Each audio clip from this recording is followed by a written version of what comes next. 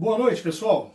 Dr. Enoque aqui de novo para conversar com vocês sobre as eleições de 2018, eleições majoritárias, né? Ontem, no momento em que estavam acontecendo as votações, várias pessoas de várias partes do Brasil reclamaram problemas nas urnas. E na internet nós encontramos uma avalanche de vídeos dando conta de problemas nas urnas. Eu, particularmente, votei e a urna, pelo menos que eu votei, estava legal, não tinha nenhum problema. Votei e estava normal a urna. Mas me preocupa muito dois fatos, né? Primeiro fato é o fato de tantas denúncias. Tem um vídeo na internet que mostra dois policiais militares indo testemunhar junto com o cidadão que tentou votar e não conseguiu, mostrando o juiz que tentou fazer uma inspeção nas urnas e ele foi afastado. Enfim, coisas que deixam a gente preocupados, né? A grande verdade é o seguinte, gente. Esse socialismo comunista que o PT pretende implantar no Brasil, esse comunismo socialista, o socialismo, né, que eles pretendem implantar no Brasil, ele tem características que são comuns aos outros comunismos do mundo. Esses que deram errado na União Soviética, Alemanha, quando os muros de Berlim, a muralha de Berlim caiu por terra. Enfim, o comunismo lá da Coreia do Norte. Então ele tem um eixo comum com esse socialismo, com esse comunismo. Esse eixo é o seguinte: primeiro você elege o cara presidente da República, aí ele se torna presidente e procura tomar algumas decisões, baixar alguns decretos, englobar no seu arcabouço de projetos que beneficiam a classe mais pobre. A gente viu isso acontecer em vários países. Aí o comunismo, petismo, né, o socialismo, ele vem primeiro com aquela roupagem: nós somos um partido de defesa do pobre, do desvalido, do oprimido. Eu já li centenas de livros que tratam de teologia da libertação, socialismo. Aqui mesmo na biblioteca eu tenho alguns que eu poderia mostrar aqui, por exemplo, como esse aqui, ó, As Armas Ideológicas da Morte. Isso aqui é um livro escrito pelo Franz Heike-Lamert. Então esse aqui é um livro que defende o socialismo para o Brasil. São vários que eu li, diversos. Esse aqui, por exemplo, a opção preferencial pelos pobres, tá certo? Estou aqui mexendo na minha biblioteca, tentando fazer esse vídeo da forma mais comum possível, né? Teologia da Libertação, de Gustavo Gutierrez. Então são livros que tratam de socialismo, e vamos colocar assim: eu vejo esse pessoal pelas ruas aí, fazendo campanhas, militâncias pelo PT, por esse comunismo que tenta dominar o Brasil. Muitas vezes são pessoas que nunca sequer leram um livro de peso que tratasse da questão do socialismo, capitalismo. São induzidas porque falaram que é bom e tal. Então tem muita gente hoje votando na esquerda por causa do programa Minha Casa Minha Vida, porque tem uma dívida com a esquerda, que a esquerda promoveu isso aí, Bolsa Família e tal. Na verdade, foram coisas boas que eles fizeram, mas eu tenho certeza que isso não é coisa da esquerda. Se a direita estivesse no poder, ela teria o mesmo carinho com os pobres também. Então é um erro muito grande você achar que o comunismo é o partido dos pobres e que o capitalismo é o partido dos ricos. Você sabe por quê? Porque a maioria das pessoas que vivem no Brasil não são ricas. Então o capitalismo é um sistema onde as pessoas têm possibilidade de crescer, desenvolver. Os Estados Unidos é o modelo de um país capitalista. As pessoas saem daqui para irem trabalhar nos Estados Unidos, saem do México, de Cuba, de outros lugares, fogem. Algumas embarcações afundam. Se o comunismo fosse bom, as pessoas não saíram de Cuba para os Estados Unidos. Então o capitalismo, durante muito tempo, ele foi vendido para a gente como se fosse uma desgraça. O capitalismo é um sistema onde o mercado ele tem autonomia e cada ser humano tem também liberdade para crescer, para buscar o seu espaço, desenvolver. Então, gente, aqui não são palavras do Bolsonaro, são palavras minhas. Eu, por exemplo, Eu sou a favor de uma reforma trabalhista profunda. Porque essa reforma trabalhista que está aí, você para inglês ver. Eu votei no candidato Magno Malta nas eleições agora, do dia 7. Ontem, votei para o Magno Malta.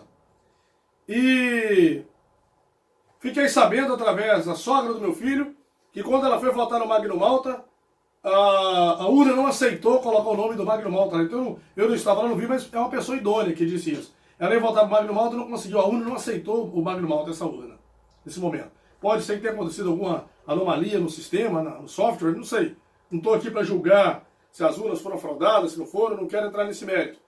Eu quero entrar no mérito que agora nós temos mais uma chance de colocarmos Bolsonaro no poder. E o povo do Nordeste, que é um povo abençoado, um povo bom, um povo inteligente. Eu vou muitas vezes no Nordeste, em várias cidades. Eu gosto muito de conversar com o nordestino. O nordestino é um povo que tem se abrido muito para a cultura, para a educação. Hoje nós temos um contingente muito grande de mestres, doutores lá. É bem verdade que fizeram curso na Argentina, Paraguai, Cuba, Estados Unidos, mas estão buscando, porque o próprio Brasil não oferece, através das universidades, não oferecem oportunidade. Eu vi o ministro Haddad falando que na gestão dele, ele criou tantas universidades públicas no Brasil, espalhado em tantos municípios e tal. Por que ele não ampliou as vagas para mestrado e doutorado nas universidades? Por que o Brasil ainda continua sendo um país que exclui? A pessoa vai para a Argentina, faz um mestrado na Argentina, não precisa nada. Aqui no Brasil, para a pessoa entrar no mestrado, ele tem que fazer proficiência em língua estrangeira, ele tem que fazer pré-projeto, ele tem que fazer provão, ele tem que passar por entrevista, e eles têm a capacidade de colocar 5 ou 6 vagas para mestrado em educação na universidade do tamanho da UFES. Uma canetada do Haddad, na época ele era ministro da Educação, ele conseguiria colocar, né, quantas vagas ele quisesse nas universidades brasileiras. Por que o Brasil é um país mais rico que a Argentina? Um país com maior capacidade, né, de recursos do que a Argentina. Na Argentina, a pessoa, em qualquer parte do mundo, praticamente, a pessoa chega e faz uma matrícula no mestrado, um doutorado. E aqui no Brasil é tão difícil a pessoa entrar para um mestrado e um doutorado. O sistema é excludente. Temos uma nação que criou uma reserva de mercado para quem está já no topo da cadeia alimentar da educação brasileira. Então, outra coisa é que o MEC no Brasil, ele parece que tem a herança do governo monárquico, porque nós somos o único país da América Latina que nasceu como monarquia. Nós temos um sistema centralizador.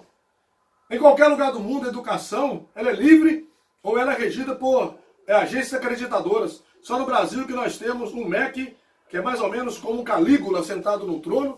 A coisa mais difícil do mundo é você abrir uma faculdade no Brasil. Tenho colegas aí que têm 5, 10 anos querendo abrir faculdade reconhecida pelo MEC e não conseguem. São tantas exigências, tantas exigências, tantas exigências, que você percebe que a coisa é porque não querem que abram novas faculdades. Nós temos cerca de 50 milhões de pessoas no Brasil que são analfabetas ou semiletradas. Estamos aí com 14 milhões de desempregados no Brasil, subempregados.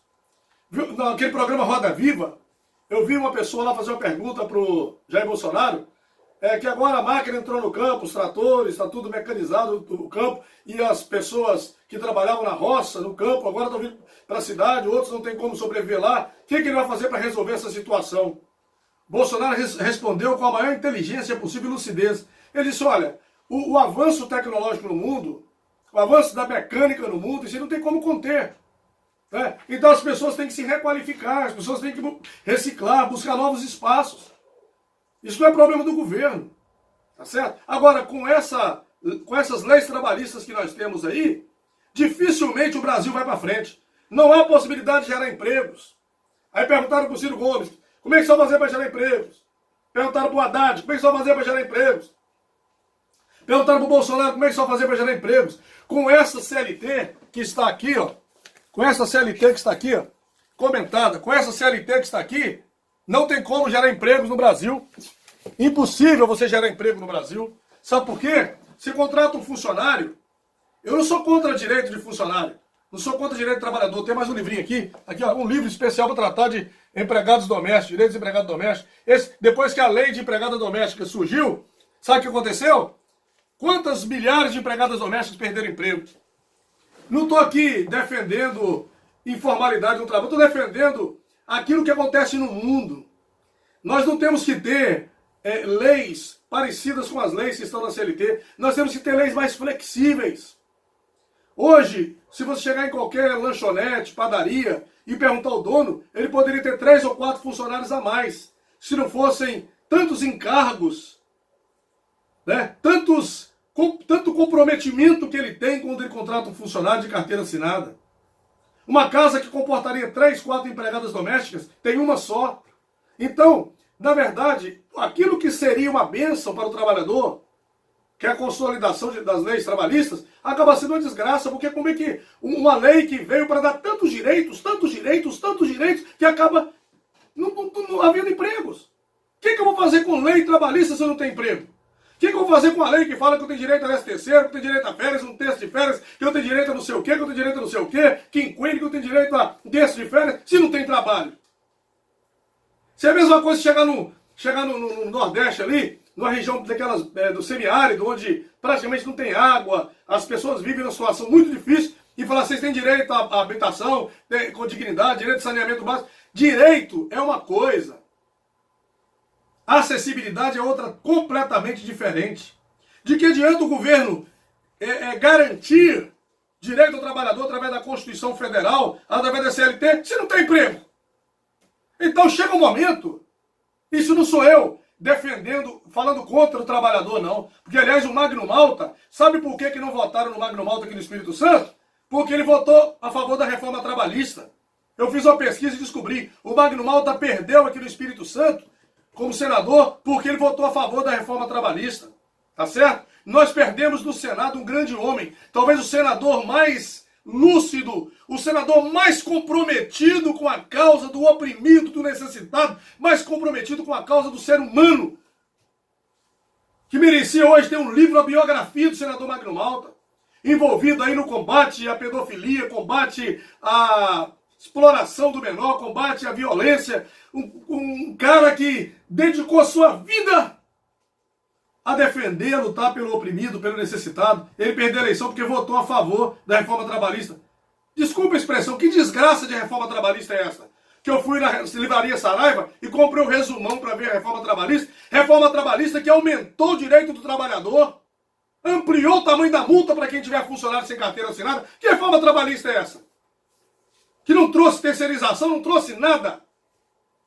Magno Malta, você perdeu seu mandato, perdeu a eleição por causa de uma reforma trabalhista que foi uma coisa, uma farsa. Reforma trabalhista é o dia que acabar a 13º, acabar direito a terço de férias, acabar férias. Aí é reforma trabalhista. O que houve ali foi um trocadilho de metáforas, metonímias, sinédoque, prosopopeia. Foi uma troca de figuras ali, foi semântica.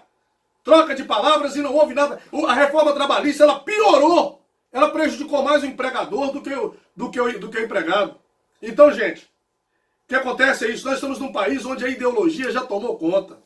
A ideologia já dominou o país que nós estamos vendo nele. E eu diria hoje, as igrejas do Brasil devem orar. Porque eu acho que só Deus, para livrar a nossa nação das garras do comunismo, só Deus. Porque o comunismo está tão impregnado em todos os segmentos da sociedade, que ele está como um câncer. Para arrancar esse comunista, tem que arrancar pedaços do corpo do Brasil, tem que acabar, matar o paciente para tirar o câncer. E nós temos a oportunidade agora, mas tem muita gente brincando com fogo. Tem muita gente brincando com fogo. Está votando na esquerda como revolta, para dizer, você está tão puto com esse Brasil que eu vou votar no fulano de tal, votando na esquerda. O voto na esquerda é um voto de revolta. Mas eu digo para você, canalize a sua revolta para o bem, vote no Bolsonaro. Tá certo? Porque aí você vai mudar o Brasil. Aí nós vamos ver mudanças. Entendeu? O que nós temos hoje de commodities, o que nós temos hoje de recursos naturais, debaixo de demarcação de terras indígenas. Mas não, nós queremos fazer o quê? O que a esquerda quis? A esquerda quis criar um monte de paizinho dentro do Brasil. Né? Quis criar um monte de paizinho. Sabe o que isso vai dar no futuro? Se nós continuarmos investindo, dando toda a acessibilidade ao índio, mas mantendo ele segregado no apartheid, nós vamos criar no futuro guerras civis e divisão do Brasil em vários países. Porque a tribo indígena vai preservar a cultura dela, a língua dela, a antropologia geral dela e vai ter acesso a celular, tecnologia, universidade, doutorado, mestrado. Ele vai continuar falando a língua dele. E essa preservação dos povos indígenas como povos intocáveis, até como tendo lei própria para eles, isso vai nos custar muito caro no futuro. O índio é um ser humano como eu. O índio merece ter educação, o índio merece ter saúde, o índio merece ter transporte, o índio merece ser tratado com respeito, o índio merece ser tratado com cidadania. O índio é um ser humano tão digno quanto eu. Agora o que eu sou contra é demarcar uma terra para o índio e dizer que aquela terra ali é dele, tem uma lei para ele. Não, isso é loucura. Ah, nós temos uma dívida com o negro do Brasil, então eu vou lá receber minha parcela, porque meu avô era negro. O pai do meu pai era negro, meu pai nasceu quase negro também, esse pouco de branco que tem na minha pele que eu herdei da minha mãe.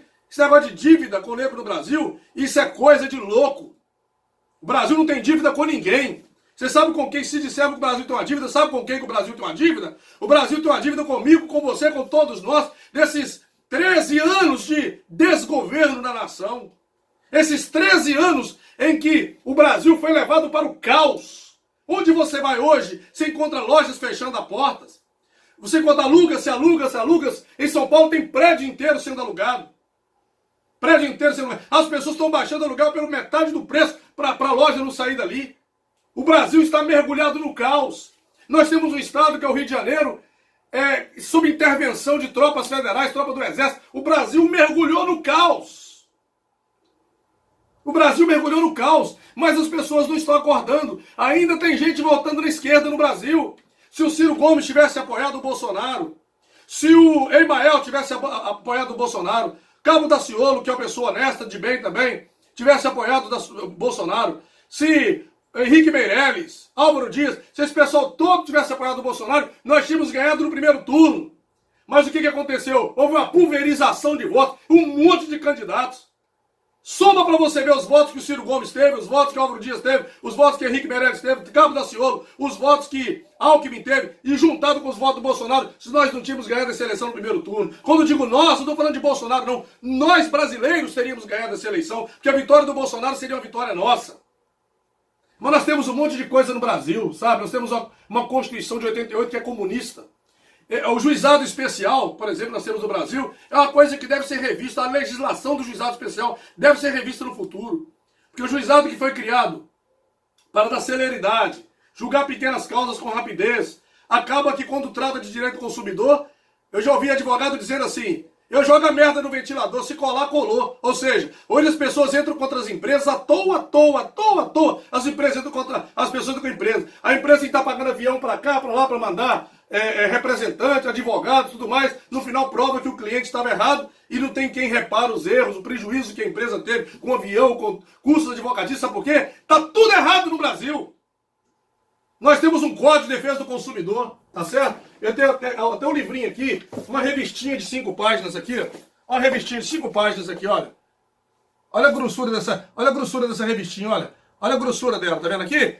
Isso aqui chama-se Prática Forense Administrativa do Código de Defesa do Consumidor, tá certo? Então, nós devíamos ter, ao invés de Código de Defesa do Consumidor, nós tínhamos que ter Código de Defesa das Relações de Consumo.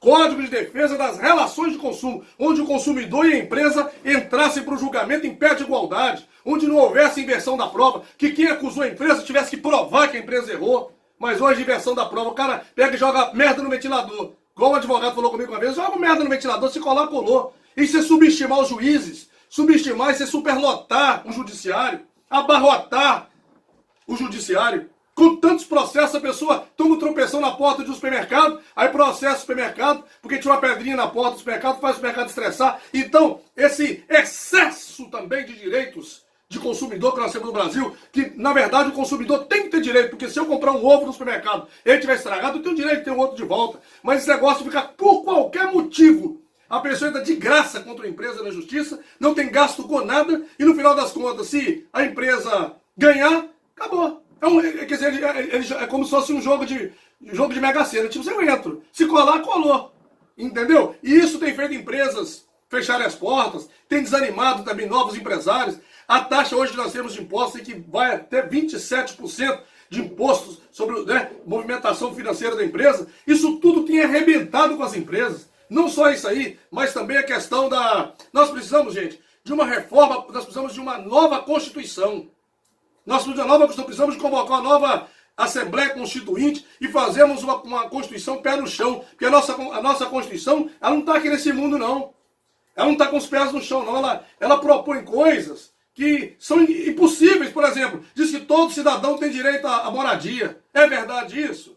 Todo cidadão tem direito à moradia?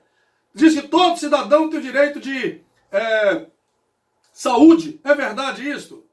Agora, vir uma pessoa na frente das câmeras e dizer: quem falar que as urnas foram fraudadas vai ser preso. Eu não estou falando que a urna foi fraudada, mas também, né, autoritarismo também. Eu falei hoje que eu ia gravar esse vídeo, que eu ia pegar um esparadrapo, eu ia começar o vídeo hoje com o esparadrapo na boca assim, ó. Porque a esquerda que está aí, ela não aceita manifestação, ela não aceita opinião contrária, ela encara como crime toda opinião contrária. Então, gente, nós precisamos de renovar nossa nação, restaurar nossa nação, refazer nossa nação. Nós somos um povo lindo, um povo de bom coração, nós somos um povo formado, nós somos trabalhadores. Nosso povo ama trabalhar, nosso povo, eu estou falando do geral, nosso povo, no geral, é um povo honesto. Mas acontece que nós estamos vivendo um período de desgoverno. A presidente foi impeachmentada, o vice entrou e ficou todo amarrado, todo engessado. E a gente tem a oportunidade agora de ter um período de prosperidade na nação. E de repente a gente põe tudo a perder porque as pessoas estão brincando com a eleição. Agora nas próximas eleições vai ter gente de novo votando na esquerda, votando no comunismo de novo. Entendeu? Brinca com fogo. As pessoas brincam com fogo. Então, na verdade, gente, eleição é coisa séria. Eleição é coisa séria. Nós não podemos brincar com fogo, não. Nós não podemos brincar com a eleição. É coisa muito séria. Entendeu? O que nós temos que fazer? O que você acha, doutor Wes? O que nós temos que fazer? A começar por aqueles que votam em branco, os que votam nulo, querendo protestar, não querendo se isentar de responsabilidade. Essa é a hora da gente encarar, de partir à luta. Se o soldado tá com um fuzil na mão, não pode ficar escondido na trincheira, tem que partir para a luta. Exatamente. Então, é militância. Né? A esquerda, eu tiro meu chapéu para a esquerda, que eu já fui comunista. Se eu tivesse que minha carteirinha, até mostrar aqui, eu sou comunista de carteirinha. Eu era do partido antigo do Miguel Arraes. Então, quer dizer, já fui comunista. Eu sou um comunista que... sabe aquele comunista que já leu 300 livros sobre comunismo? Já participou de seminários, simpósios, congressos, que andava com estrela no peito? Eu já fui um comunista radical. Mas eu me converti hoje ao capitalismo. Porque eu vejo que o capitalismo é um sistema de liberdade, ou seja, você pode abrir sua empresa de forma desburocratizada. Você sabe quantos minutos você gasta para abrir uma empresa nos Estados Unidos? Meia hora. No Brasil, 3 meses. Fechar uma empresa no Brasil é como ressuscitar um defunto também. Então, gente, vamos lutar no próximo turno agora. Não brinque, que a situação é séria. Entendeu? Dê o seu voto para Bolsonaro. 17 é o número dele. Não brinque, porque eleição é coisa séria. Se você estiver chateado no dia, e talvez por causa de um botijão de gás que você ganhou, por causa de uma cesta básica, você botar em esquerda, você está pondo a perder talvez o sonho dos seus filhos, pondo a perder o sonho de uma nação. Então, veja bem, nós precisamos de 50% mais um voto para a gente ganhar o mínimo. Então não vamos brincar, não vamos pulverizar votos. Eu acho que se os nossos ex-candidatos aí, eu tenho uma admiração muito grande por essa turma, eu gosto muito do Ciro Gomes, gosto muito do Alckmin. Alckmin, gosto do Haddad também, porque o Haddad, quando ele foi ministro da Educação, né, ele foi um bom ministro da Educação, apesar que o pessoal fala que ele foi o pior prefeito da história de São Paulo, mas, quer dizer, eu não tenho nada contra o Haddad. Para mim o Haddad é um homem competente, inteligente, estudado, sabe? Para mim o Haddad é uma pessoa também que tem uma... Eu não sei dos problemas dele aí, mas até onde eu sei também é uma pessoa de ficha limpa, né? O Meirelles. Mas a questão aqui não é se o cara foi bom ministro da Educação, mau prefeito de São Paulo. A questão aqui é que hoje a solução para a gente é o Bolsonaro. A solução é o Bolsonaro.